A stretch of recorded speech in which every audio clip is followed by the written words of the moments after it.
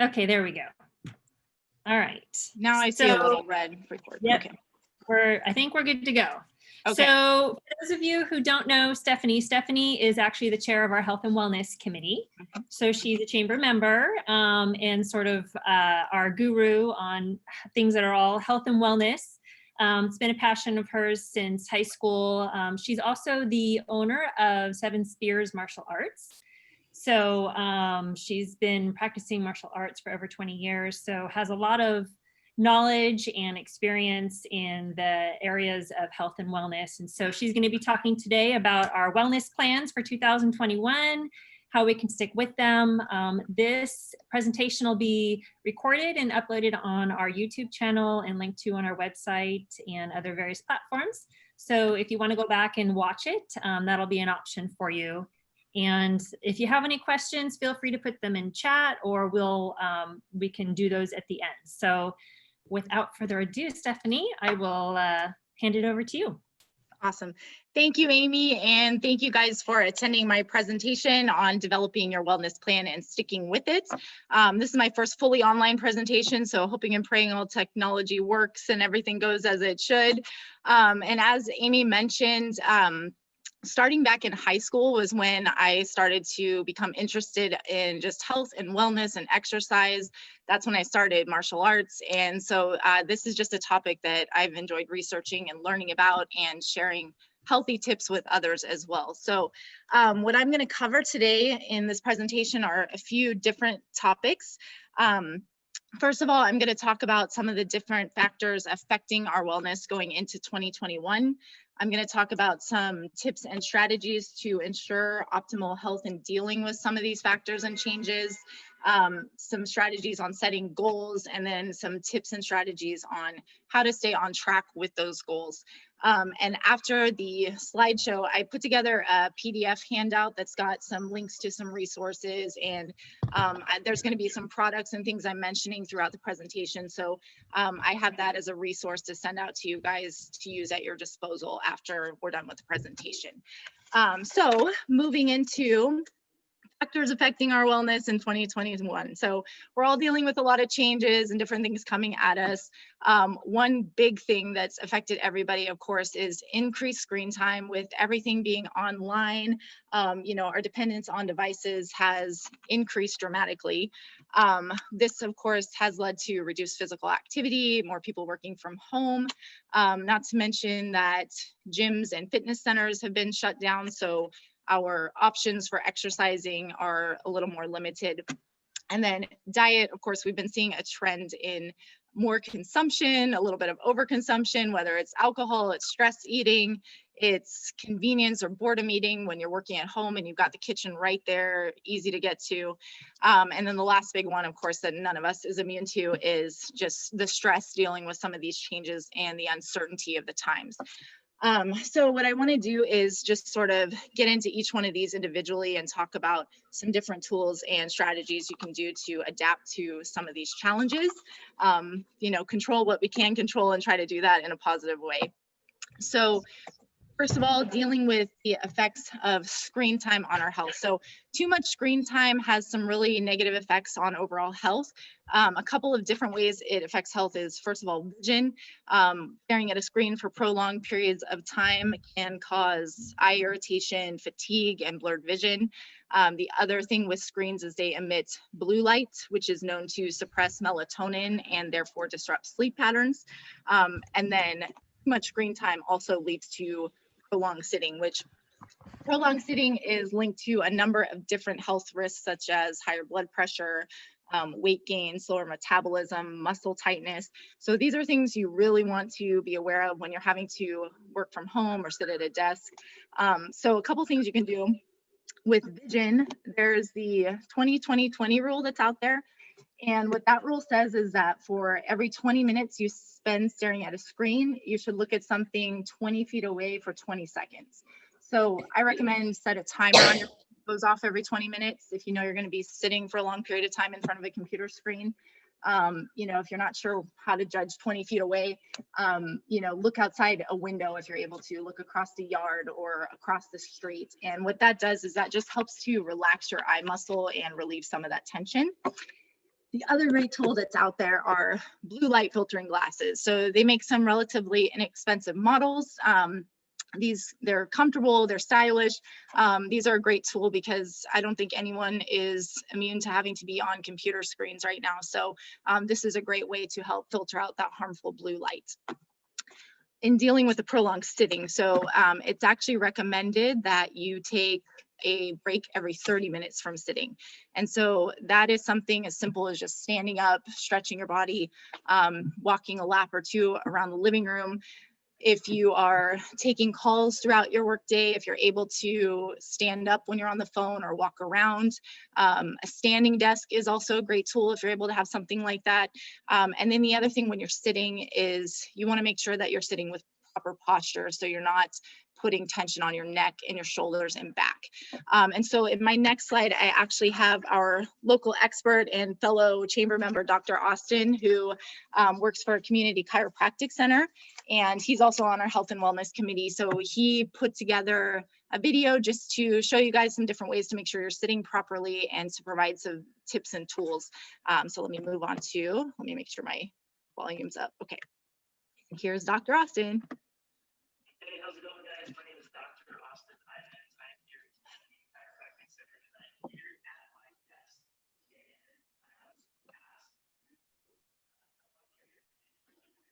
Stephanie, I think you might, can you increase the volume on that at all? Let me see.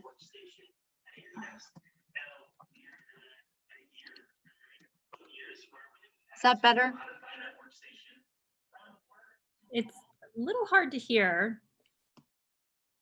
Okay, hang on.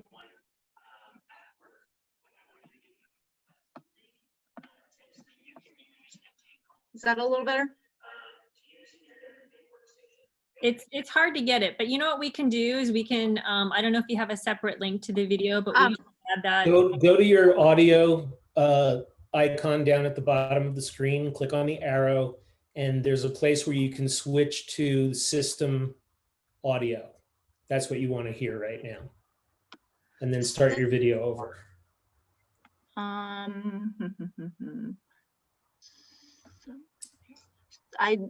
do not see arrow. On your Zoom screen. Oh, the mute, where the mute button is, there's a Right. The little arrow next to there allows you to change the source of the audio from your microphone to your system audio, which is what you want to broadcast.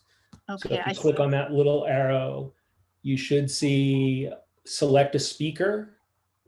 Hang on a second. Okay, so I'm gonna have to click out of this PD or the presentation mode. Hang on just a second. Yeah, you can switch windows just back to your Zoom window. Here we go. Okay. Come on. So for some reason, I'm clicking, all I'm seeing is mute my audio, stop video, pin spotlight for everyone, rename. Let's see. Oh, here we go. Here it is, sorry. Okay, so same as system is what you're saying? No, system audio. Okay. System audio, let's try that. I just clicked on that. Let's see if that works. Sorry, guys. Yeah, no problem. Just start the video again, see if it works. Yeah, okay. All right, let me go back to him. Okay, and if not, I do have a link to his video. So if for some reason it's still not working. It'll be like it never happened. Right, okay, good. Okay, here we go.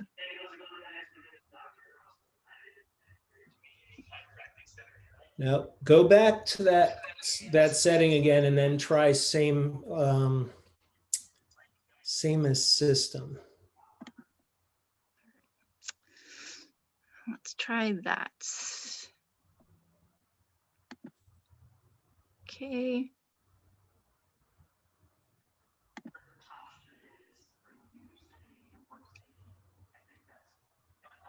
Any better, guys?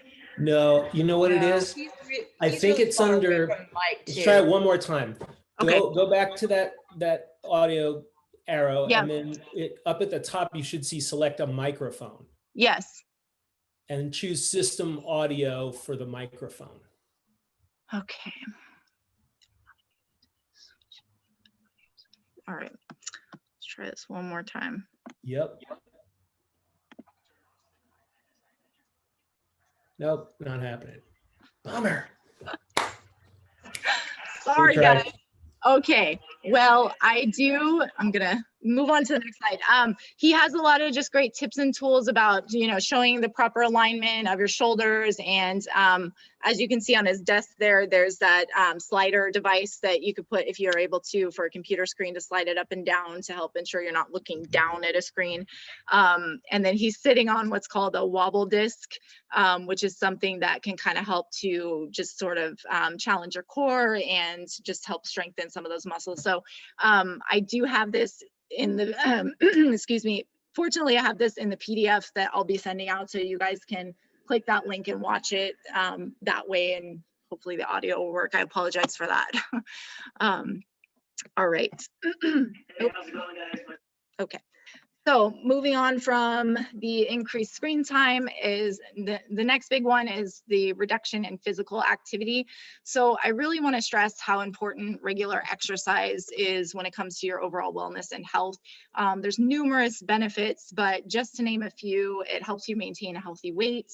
It lowers blood pressure and cholesterol. It helps improve your mood and contribute to a healthy body image. So this is something, if it hasn't been a normal part of your routine, it's something you really want to make a priority and, establish some goals regarding fitness and physical activity.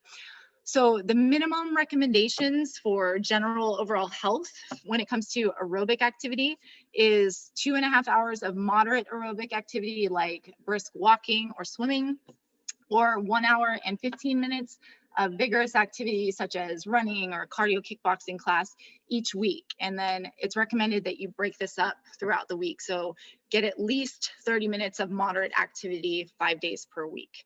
And that's just sort of a minimum standard. If you're looking to achieve higher fitness goals or you have some weight loss goals, you're gonna most likely need to increase that a little bit. Also, it's really important to make sure you strength train your muscle groups to make sure you're keeping both your muscles and your bones strong and healthy, especially as we age. And the minimum recommendation is all major muscle groups 2 times per week. And when it comes to strength training, I know a lot of times we think about weights and machines at the gym, but strength training can be body weight exercises like push-ups, squats, lunges.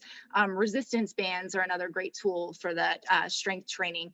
And I do have a video in the resources I'm going to send out to you that has a 10-minute body weight routine that you can follow along with if that's something you want to do.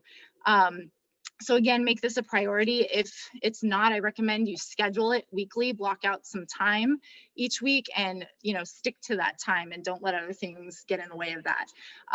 If you're somebody who maybe you don't have an hour block to work out or 30 minutes, what you can do to get the same benefit is just break it up throughout the day. So you could do, say, a 15-minute workout in the morning and then come back later and do another 15 minutes in the afternoon or evening, and you're still going to get a similar benefit. It's much better than not exercising at all. So next, I want to talk about diet. So as I mentioned, a big one I hear from everybody is overeating. And so there's some things we can do to kind of help avoid taking in more calories than we need. So one thing I recommend is drinking tea throughout the day. I recommend specifically green tea just because it has powerful antioxidants. It's been shown to reduce inflammation and improve memory. And having something like tea that's sort of comforting and can satisfy those taste buds can help you from reaching for the pantry and grabbing a bag of chips or crackers or whatever it may be. The other thing I recommend if you're really wanting to snack on something is pick negative calorie foods. And so those are foods like carrots, broccoli, celery. They're foods that require more energy to digest than the calories that they actually contain. And so that can give you kind of that satisfaction of snacking on something, fill you up a little bit, and you're not getting those extra calories. Another great thing is there's a lot of great free calorie tracking apps out there. And what happens, I think, is we tend to underestimate what we're taking in. And so this can be a great tool to help you see exactly what you're taking in each day. And a lot of them have a recommendation for you based on your overall activity level and what your goals are. So those are some things to keep in mind. I wanted to mention vitamin C, vitamin D, and zinc, because these are three big ones that have been known to just help with fighting off illness and recovering well from illness when you do get sick. But when it comes to dealing with COVID and combating that disease and recovering well, these are the three vitamins that I keep reading the most about. So if you're not already getting these in your daily regimen, I highly recommend you get a supplement or look for foods that contain these nutrients. I do have a list of some foods containing these nutrients in the resources I'll send out, so you can take a look at that. And then I did want to mention the link between diet and immunity. So poor diets are associated with a number of health risks, such as obesity, high blood pressure, and diabetes. So it's really important to get that diet under control. And these are also a few of the underlying conditions that are showing the most complications when it comes to COVID, the virus we're currently dealing with. So if it's something you're at risk for or something you have, that's something you want to take into consideration. If you're not sure what to eat, again, I have some links and some resources in the PDF I'll be sending out, so you can check out some different diets and find something that really works well for you. So now let's talk about stress. So we're all dealing with the stress, I think. I don't think anyone's immune to that. So some different ways to deal with it in a positive way. First of all, diet and exercise are really big. You know, when you feel better physically, you just naturally feel better mentally, and exercise is shown to produce endorphins, which give you a natural mood boost. So really prioritize that when it comes to, you know, dealing with stress in a healthy way. And then when you're dealing with some anxiety or depression or just some low points, there's some different practices that you can try adopting that help improve outlook. First one is journaling. It's a really simple practice to pick up, and it's great as an outlet to process emotions. It's been shown to have numerous other benefits like improving memory and emotional intelligence. So it's one I highly recommend. Another one is to create a gratitude list. So write down everything that you're thankful for, things that are going well. And then during those times or on those days when you're having a low point, it's something you can reflect back on and give you some perspective. Another one is learning a new skill or adopting a new hobby that can give you something new and exciting to look forward to, and just a new sense of purpose. And then the last one I like to recommend is finding a way to connect with a greater purpose. So that's going to look different from person to person. For example, for me, that's my Christian faith. That's going to be different for you depending on your belief system, but being able to keep a bigger picture or greater purpose in mind helps you to not get bogged down by some of the day-to-day temporary circumstances. And then the last one I want to talk about with stress is sleep. It's a big one, making sure that you're rested and refreshed and you've got the energy you need to deal with the day-to-day challenges. You want to make sure that you're getting adequate sleep and also good quality sleep. So on the next slide, I have a video, and I don't know if it might have been Dr. Austin's audio or mine, I'm not sure. I hope this video sounds louder, but this is from a website called developgoodhabits.com. And so if you haven't heard of this website, I would recommend checking this out, because actually they just have a lot of great articles and free resources and tools to help you set some good day-to-day healthy habits. And in this piece of this video, they're talking about some things that you can do to get really good quality sleep and also make sure that you get the right amount of sleep that you need to get. So let's try the video again and see what happens. Part 1. Use the 10, 3, 2, 1, 0 formula. This simple technique, suggested by Craig Barrett, will help you wake up feeling rested so you can get more done in the early hours of the morning. Not only will you get to bed earlier by following this formula, you will sleep better as well. Here's how to break down this rule. 10 hours before bed, no more coffee.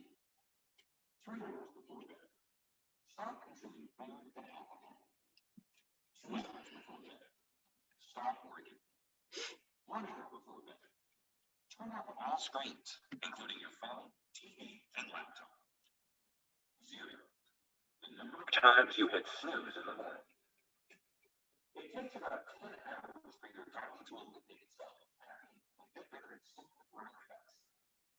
Finishing your meals and alcohol 3 hours before bed will help prevent you from experiencing effort, which better sleep. Well, how I make you failure first. When you start your natural sleep cycle, I can rob you of valuable deep sleep. Simply set an alarm at least 2 hours before bed, so you can have uninterrupted time with your family before bed comes around. Set an alarm electronics an hour before bed. It's the blue light will disturb your sleep. You can even set it mental or the matter or spend time talking with your spouse. Finally, don't give in to the temptation to hit the snooze button in the morning. Take you late for your planned day and make your morning routine rushed. Number 2, get the right amount of sleep. Sleeping well directly impacts your mental and physical health and your overall quality of life. Without the right amount of sleep, your energy during the day can go downhill, taking your productivity, motivation, and emotions along with it. Since the daily recommended amount of sleep is about 7 to 8 hours each night, you might need to start going to bed way earlier than you're used to. So if your goal is to wake up at 5 a.m., then you should aim for about 8 to 9 p.m. each night. Yes, this might be a huge adjustment on your part. So if you're more of a night owl, then I suggest aiming for 30 minutes earlier than your usual bedtime. And then keep doing this until you're getting that 7 to 8 hours of good sleep your body needs. All right. Were you guys able to hear that a little better? The sound was not good on that one, Stephanie, but I think most of us were able to get the gist of it. And then again, Okay. kind of include the link maybe in the Okay. article. Okay, sorry about that. All right. So after just talking about some of those different issues and some tips and tools, I wanted to recommend a few daily habits that you can start doing right now that are really simple and they're going to help you feel better immediately and kind of help you in the right direction of establishing some healthier goals and an overall healthy lifestyle. And so the first one is a daily walk. And so of course that's going to get you some exercise. That's going to get you outdoors, that get you the sunlight, which also provides vitamin D, 10 to 20 minutes at least if you can. I highly recommend scheduling mini work breaks throughout your day, just to give you a chance to unplug and move away from the screen and kind of take that mental rest. I'm a big advocate, like I said, for drinking green tea, just because it's something I've had in my regimen for a long time and I know the benefits. And if it's a flavor thing you don't like, there's a lot of different options they make. If you're wanting to avoid caffeine, there's decaf options, but it's a really healthy thing to add into your daily intake. And then of course, journaling, which is a fairly simple practice to pick up. So starting with something like this just kind of helps you to spiral into bigger, healthier steps.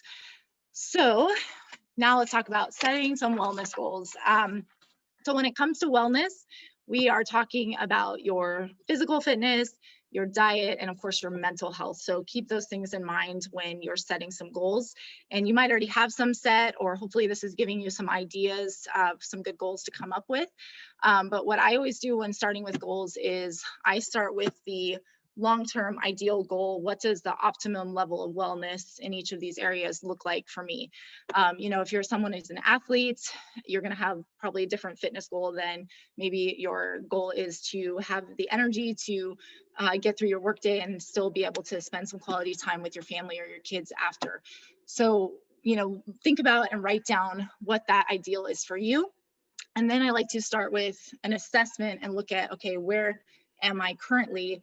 And what that does is just help me to identify the steps in between that I need to take to reach that overall goal.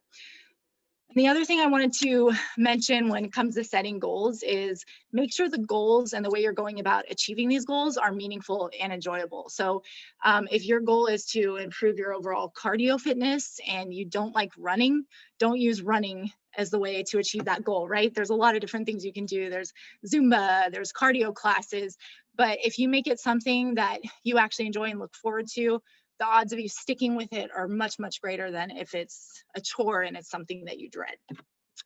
So I wanted to share a couple of templates I like to use. You can put these in a journal or you can print these out. This is part of the PDF packet I'll send out as well. So like I mentioned, you want to start with a long-term goal, and then you want to break up that long-term goal into shorter, more easily attainable goals. And I included the SMART goals acronym as a reminder, because this is a great way to set goals that are effective. And that is, you want goals that are specific, measurable, achievable, relevant, and time-based. And so on my example over here on the side, I have my topic is physical fitness.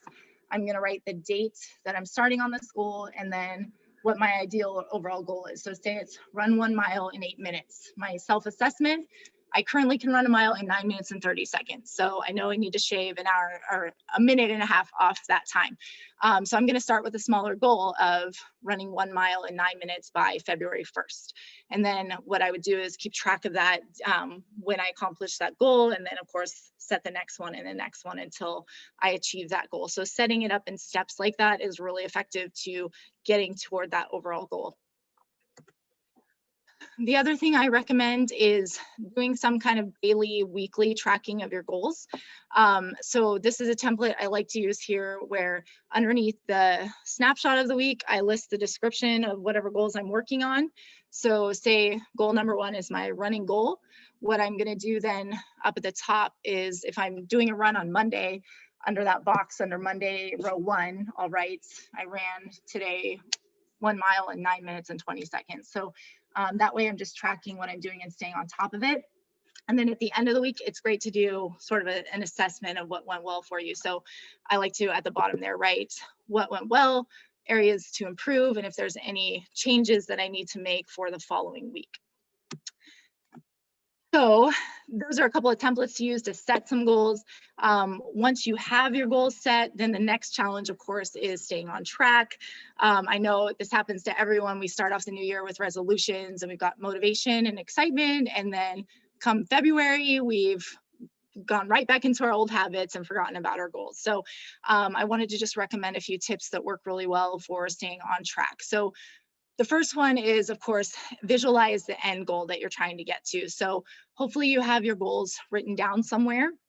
And those days when you're dealing with a lack of motivation or maybe some temptation to fall into old habits, going back and taking a look at that goal that you have and sort of visualizing what it is you want to achieve can be a really powerful way to help keep you on track and not go off the deep end or revert back to old habits. Second is make your goals progressive. So trying to adopt drastic changes too soon almost never sticks. So if you're somebody who maybe you have a weight loss goal and you haven't really exercised regularly in your life and you have a poor diet, you want to start with something smaller, like say cutting soda from your diet, or starting with a daily walk and then improving to some running. Okay, but starting with the smaller steps is really key to leading to that overall success. Tracking your progress is big. So that's why I shared those templates. If you're really serious about achieving your goals, you really need to make sure you're staying on top of your goals and tracking. Because like I mentioned, a lot of times we'll write down some goals and then we put that sheet of paper or that journal away. We never look at it again. And we find ourselves 6 months into the year looking back on those goals saying, I haven't done anything with this yet and I'm nowhere near. So having that daily, weekly tracking is key.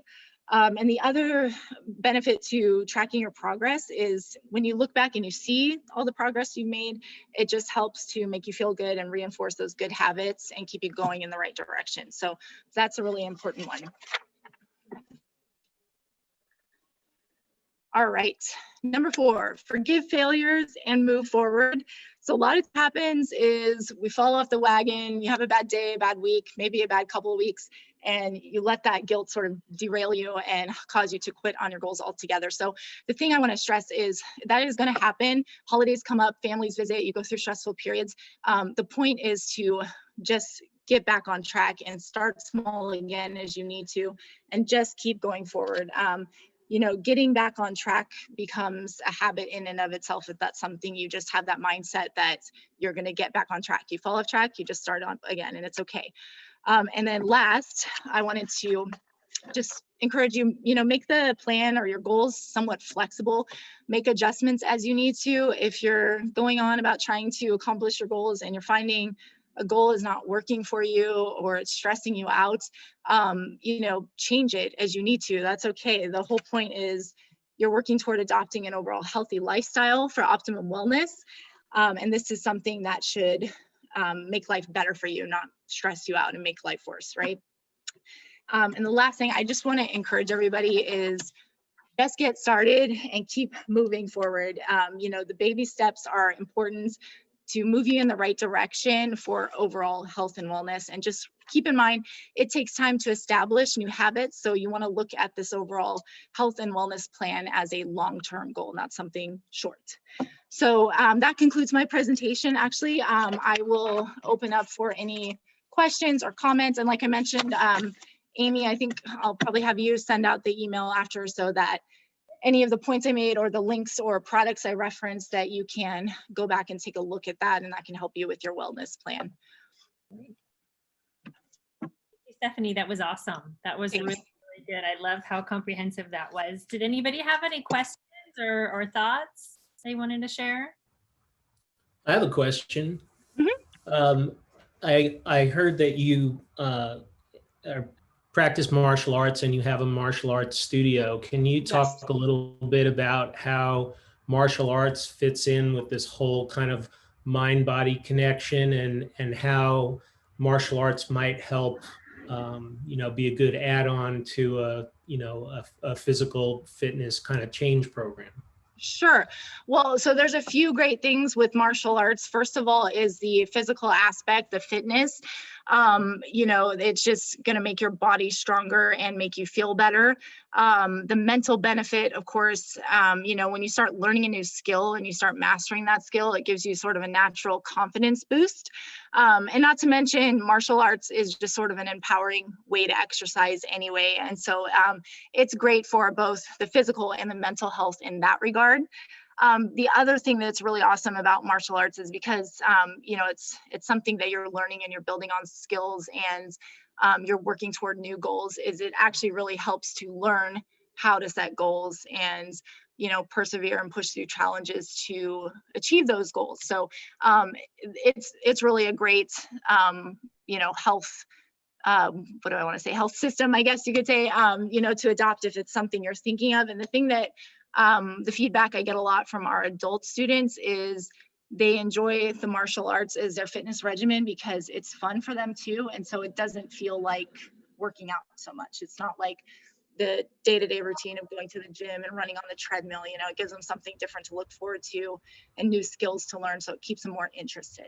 So it really is, I recommend it. It's great for kids, but it's really great for adults too. So are you thinking about it? Is that why? Yeah, I've been thinking about, I actually have recently made a really huge change. I've lost 50 pounds and I'm eating healthy, and Great job. I'm doing Yes. all the things you were talking about. But I Great. mean, is your studio open right now, or? Yeah. And you know what, you can email me offline and I'd be happy to just give you some more details and options for training for you. Cool, thank you. Yeah, for sure. Stephanie, I love that tip, 20-20-20 rule. I had not heard that.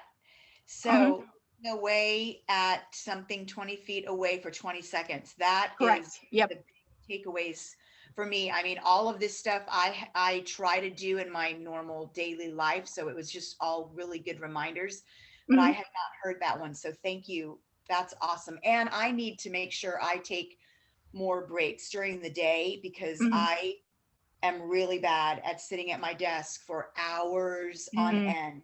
And I have been scheduling, you know, hour of phone calling, and then I take a 30-minute break or a 15-20-minute break, and then an hour of something else, and then take a 15-20-minute break. So I've been doing good at that the last few weeks, but I need to be even better. And this 20-20-20 rule is awesome. I love that. Good. I'm glad. And also, Anita, Dr. Austin's video had some really great stuff for someone like you who's sitting for so long at the desk. And so make sure you check that out in the link when we send that out. Yeah, I will for sure. And I have been standing more at my desk. like you said, you know, like you were saying, if you're making a phone call or taking a call, stand up Right. and walk around. I am very known to do that. So Oh, good. Okay. Well, that helps. See? yeah, it does. And I Way love to it. And move. I'm a pacer. I'll walk back and forth in my office or walk out, you know, around the house. And my husband's like, Right. what are you doing? I'm like, and I'm making circles around our pool, but I'm talking on the phone. Good. Good. That's a good habit Yeah. to have, for sure. Good. Yeah. Great. I think just Good for word association, I might make it like the 21-21-21 rule, because Okay. Gotcha. the 2020 rules, yeah, I'm done with Yeah. that one. We're past that now. I get you. There you Oh, go. Dave, you're always good for a laugh. That's a good one though. That's good. We should change it. Yeah, I agree. That works. All right. Anyone else? I was just going to add, Stephanie, I love the tracking and everything for accountability reasons. Yeah. That's huge. And anytime you can get somebody else to also help hold you accountable is helpful. Right. I really like the idea of scheduling exercise into your day as much as you can be scheduling like a Zoom call or something else, and you're planning your time around that, because I think it's easy to think, oh, you know, I'll just do it later, and then we never get to it, or the day Yep. gets from under us, and you know, the stress builds, and we would have been able to handle it so much better had we Right. done that when we scheduled it. So anyway, it's a great reminder. Thank you for Okay. Of course. Yeah, I definitely like to stress the tracking. Like I said, that's usually why we go off track with the goals, is we just forget about them, and you let the day-to-day come at you, and then you find yourself months down the line and you've not even looked again at that goal. So it's a really big one, and staying on top of that. And if you guys haven't used a gratitude journal, it is awesome to sit at the beginning of the day or the end of the day or whatever, and just write down things you're thankful for. You know, Yep. maybe 2 things, 5 things, 10 things, whatever it is. That's a new practice for myself, and it's Mhm. wonderful. Awesome. Good.